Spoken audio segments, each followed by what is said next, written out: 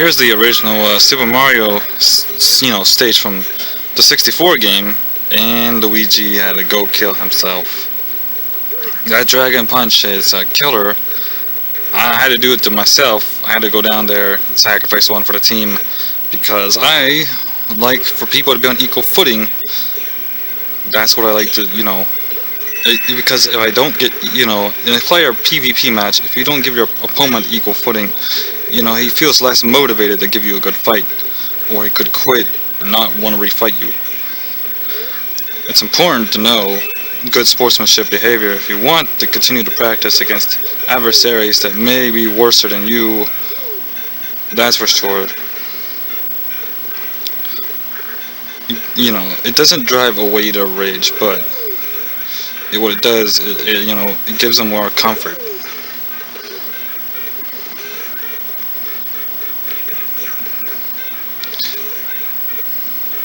There he goes again.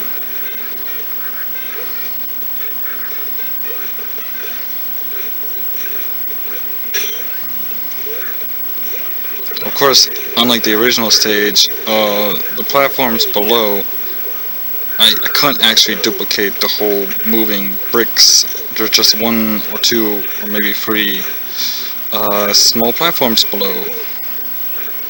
And I move back and forth. So when you fall, it's a hit or miss chance that you will land on the platform.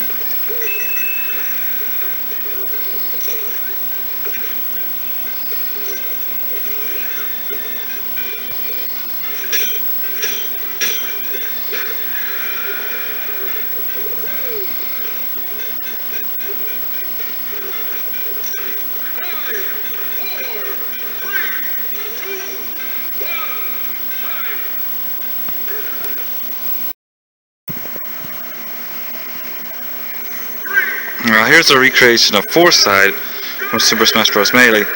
Although I wanted Ness to fight Mewtwo, Lucario was the closest character I could get to fight for him. Of course, this stage doesn't have the UFO that would normally appear for people to climb on, but it's pretty dang close to the Foresight stage.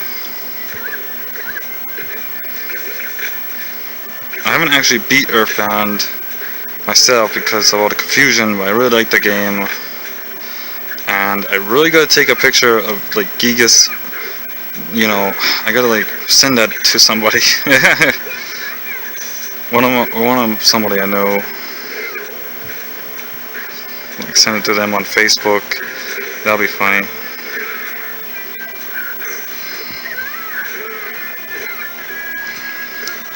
I gotta try to beat Marvel 3. I got the fan translated copy of the game on my computer. I just haven't beaten it either because, again, it's really freaking confusing to beat these games. There's a lot of build-up in Marvel 3, and I'll have to beat the first one too because there's a lot of time travel and sort of symbolic stuff in the game.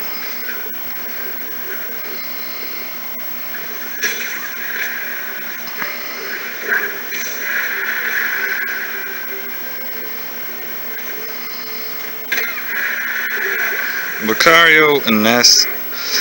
Lucario has always been secretly a tough ass in the game. Pro Lucario players. I knew this one guy who was really good with him, and I was really trying to get revenge pretty hard. But unfortunately for me, my luck wasn't very good because I kept ending up on stages that my character had a lot of disadvantages on and could not get back to win.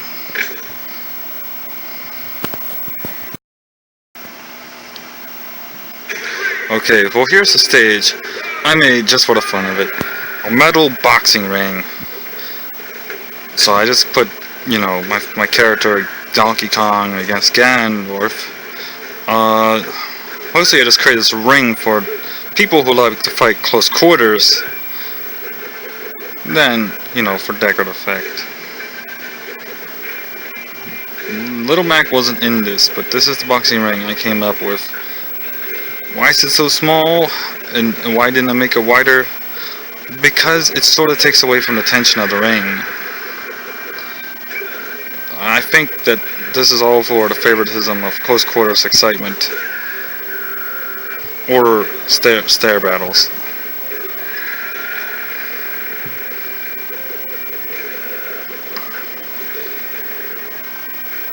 Of course, I picked the two strongest people I know, Donkey Kong and Ganondorf, physically, because I wasn't really sure who would be a good sparring partner at the time.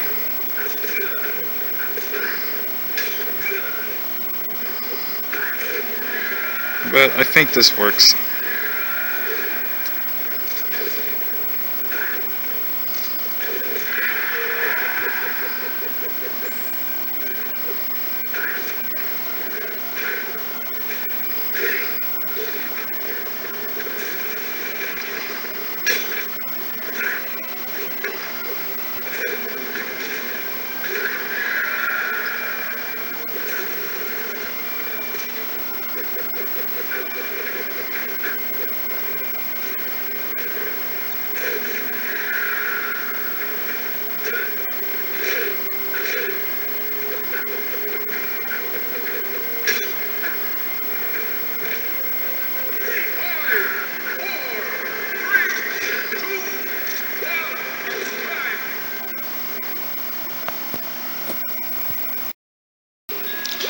Well, this is Flat Zone, I recreated from Super Smash Bros. Melee.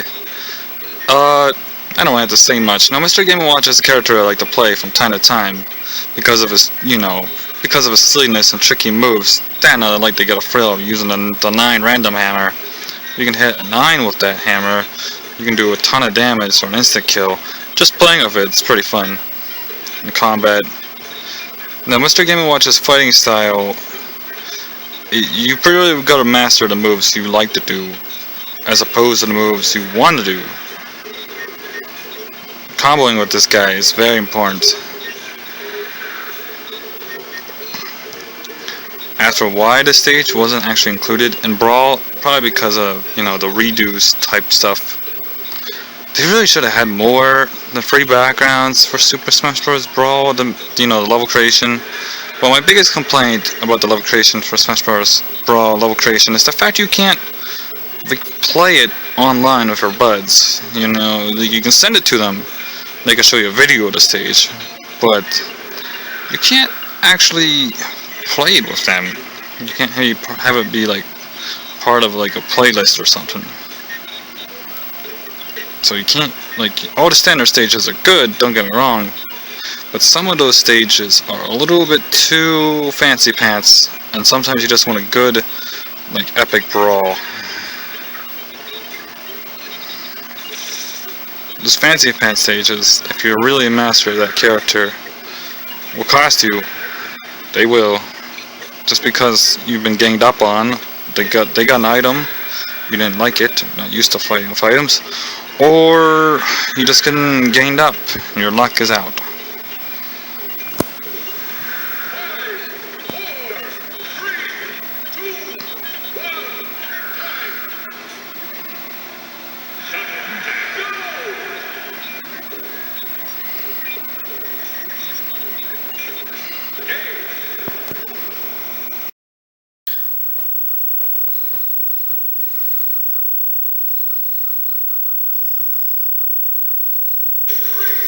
Okay, so this stage was inspired by the, Nintendo DS. So I'll just have you guys watch the video. I don't have much to say about it other than the toy theme. The toy theme sort of reminds me of the Digimon thing, where they had a whole, cool, Digimon stuff with the toy in the first Digimon World game.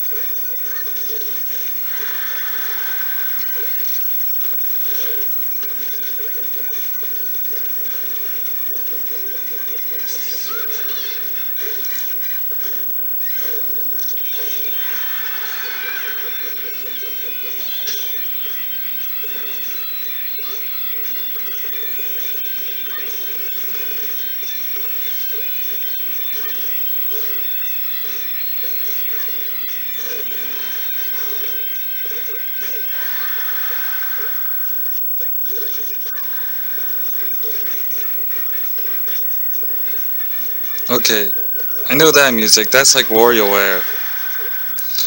Now, there was something toy-wise, like I thought would be pretty cool. No one's actually made Five Nights at Digimon's. Well, if you can theme it with Wario Monzimon, that would be pretty cool.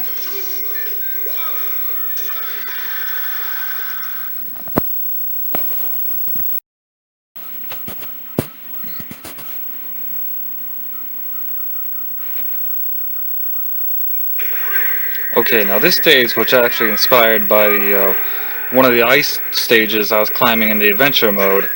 It's actually one of the few times in the adventure mode I actually, desire to create a stage of it.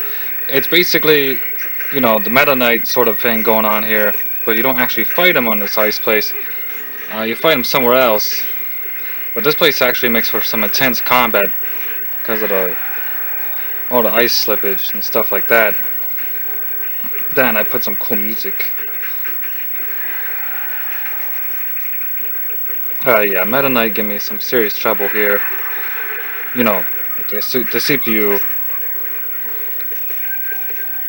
But basically this part is right before you get to him in the story, I think.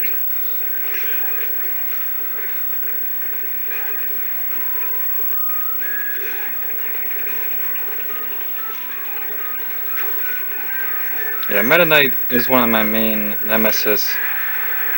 Pro Meta Knight against me is like, one of Donkey Kong's worst nightmares. I swear, like, some of those Pro Meta Knight players, I can't even touch them. Even if I have help from other, like, players. That's how broken he is. Oh my god. Same with Diddy Kong. Ironically, Donkey Kong's worst enemy is Bananas. Ironically.